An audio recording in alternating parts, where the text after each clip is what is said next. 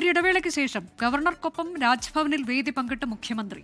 രാജ്ഭവന്റെ ത്രൈമാസിക രാജഹംസിന്റെ പ്രകാശന ചടങ്ങിൽ ഗവർണറുടെ അധികാരത്തെപ്പറ്റി പറയുന്ന ലേഖനത്തോട് ഗവർണറെ വേദിയിലിരുത്തി മുഖ്യമന്ത്രി വിയോജിപ്പ് പ്രകടിപ്പിച്ചു. ലേഖനത്തിലെ അഭിപ്രായം സർക്കാരിന്റേതല്ല എന്ന് മുഖ്യമന്ത്രി പറഞ്ഞു. മുഖ്യമന്ത്രി പറഞ്ഞത് കേൾക്കാം. ഇതിൽ ഭരണഘടനയുടെ 200-ാം വകുപ്പ്, ഗവർണറുടെ അധികാരങ്ങൾ, നിയമസഭയുടെ അധികാരങ്ങൾ തുടങ്ങിയവയുമായി ബന്ധപ്പെട്ട് ലേഖകൻ പ്രകടിപ്പിക്കുന്ന അഭിപ്രായങ്ങളെല്ലാം സർക്കാരിൻ്റെ അഭിപ്രായങ്ങളാണോ എന്ന് ചോദിച്ചാൽ അല്ല എന്നതാണ് ഉത്തരം.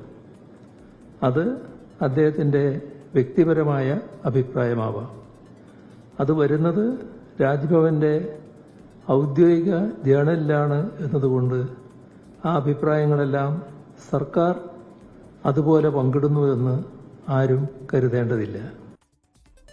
എന്നാൽ മുഖ്യമന്ത്രിയുടെ വിമർശനത്തോട് ഗവർണർ മൗനം പാലിച്ചു. രാജ്ഭവനിലെ ചടങ്ങിൽ ഭാരതാംബയുടെ ചിത്രം ഒഴിവാക്കിയതും ശ്രദ്ധേയമായി.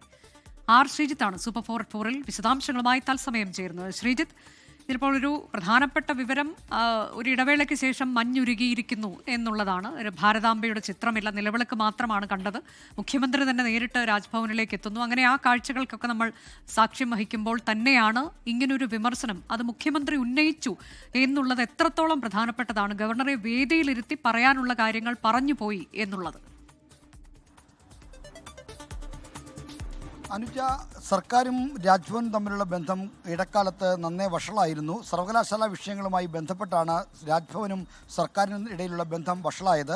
അതിനോട് പ്രതിഷേധ സൂചകമായി സ്വാതന്ത്ര്യദിന വിരുന്നിലടക്കം പങ്കെടുക്കാതെ മുഖ്യമന്ത്രിയും മന്ത്രിമാരും മാറി നിന്നതുമൊക്കെ തന്നെ വലിയ ചർച്ചയായിരുന്നു. എന്നാൽ രാജ്ഭവൻ്റെ ത്രൈമാസികയായ രാജഹംസിൻ്റെ പ്രകാശന ചടങ്ങിലേക്ക് മുഖ്യമന്ത്രിയെ രാജ്ഭവൻ ക്ഷണിച്ചതോടുകൂടി ഒരു മഞ്ഞുരുക്കത്തിൻ്റെ സൂചനകൾ കണ്ടു തുടങ്ങി. ക്ഷണം സ്വീകരിച്ച് മുഖ്യമന്ത്രി ഇന്ന് രാജ്ഭവനിലേക്ക് എത്തി. അപ്പോൾ പഞ്ച് സൂചിപ്പിച്ച പോലെ ഭാരതാംബയുടെ ചിത്രം ഉണ്ടായിരുന്നില്ല. രാജ്ഭവനിലെ എല്ലാ ചടങ്ങുകൾക്കും ഭാരതാംബയുടെ ചിത്രത്തിന് മുന്നിലെ പുഷ്പാർച്ചന നിർബന്ധമാക്കുമെന്ന് പ്രഖ്യാപിച്ച ഗവർണർ രാജേന്ദ്ര വിശ്വനാഥ് അർലേക്കർ ആ നിലപാടിൽ നിന്ന് പിന്നോട്ട് പോയി. മുഖ്യമന്ത്രിയുടെ വരവിന് കളമൊരുക്കുന്നതിന് വേണ്ടി ഭാരതാംബയുടെ ചിത്രം ഒഴിവാക്കി നിലവിളക്കിൽ കൊളുത്തൽ മാത്രമായിരുന്നു ഇന്ന് ഉണ്ടായിരുന്നത്.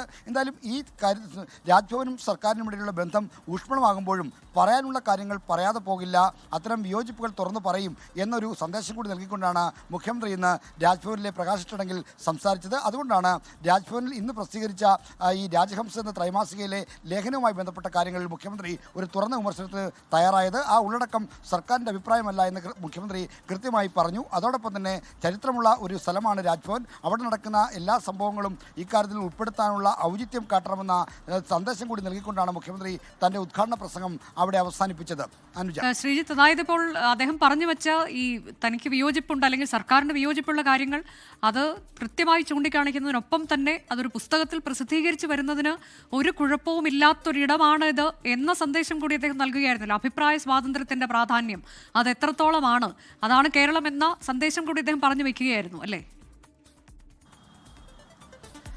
തീർച്ചയായും അനുജ, രാജ്യത്തിൻ്റെ ഇതര സംസ്ഥാനങ്ങളിൽ അത്തരം വിയോജിപ്പുകളും അത്തരം എതിരഭിപ്രായങ്ങളും പ്രകടിപ്പിക്കുന്നവർക്ക് നേരെ ഉണ്ടാകുന്ന സമീപനം ഇതല്ല. എന്നാൽ കേരളം അത്തരമൊരു സമൂഹമല്ല എന്നാണ് മുഖ്യമന്ത്രി നൽകിയ കൃത്യമായ സന്ദേശം. സംവാദാത്മകമാണ് സമൂഹം. അതുകൊണ്ട് തന്നെ വിയോജിപ്പുകൾ വന്നാൽ തന്നെ സർക്കാരിനെ അലോസരപ്പെടുത്തുന്നില്ല എന്ന് മുഖ്യമന്ത്രി കൃത്യമായി പറഞ്ഞു വെക്കുകയാണ് ഉണ്ടായത്. ഇവിടെ വിയോജിപ്പുകൾ രേഖപ്പെടുത്തുന്നവരെ അതിനോട് അത് കേൾക്കണോ അല്ലെങ്കിൽ കഴുത്ത് ഞെരിച്ച് കൊല്ലണോ എന്ന് ചോദിച്ചാൽ അത് കേൾക്കണമെന്ന് തന്നെ അഭിപ്രായമാണ് സർക്കാരിനുള്ളത്. അത്തരമൊരു സർക്കാരാണ് സംസ്ഥാനം ഭരിക്കുന്നത്. അത്തരമൊരു സംസ്കാരമാണ് കേരളം ആകെ തന്നെ മുന്നോട്ട് വെക്കുന്നത്. അതുകൊണ്ട് വിയോജിപ്പുകളിൽ സർക്കാരിന് ഒരു അലോസരവുമില്ല. അത്തരം വിയോജിപ്പുകൾ തുടർന്നും പ്രകടിപ്പിക്കാം. എന്നാൽ രാജ്ഭവന്റെ ഔദ്യോഗിക പ്രസിദ്ധീകരണത്തിൽ വരുന്ന അഭിപ്രായങ്ങൾ അത് സർക്കാരിൻ്റെ അഭിപ്രായമാണെന്ന് ആരെങ്കിലും കരുതിയാൽ അതല്ല എന്ന ഉത്തരമായിരിക്കും താൻ നൽകുക എന്നാണ് മുഖ്യമന്ത്രി കൃത്യമായി പറഞ്ഞത്. ലോകത്തെവിടെയായാലും ഏത് സമയത്തും 24 വാർത്തകളും ഓഗ്മെന്റഡ് റിയാലിറ്റി പാക്കേജുകളും എക്സ്പ്ലെയിനറുകളും വിശദമായി കാണാൻ ഞങ്ങളുടെ യൂട്യൂബ് ചാനൽ നിങ്ങൾക്ക് സബ്സ്ക്രൈബ് ചെയ്യാം.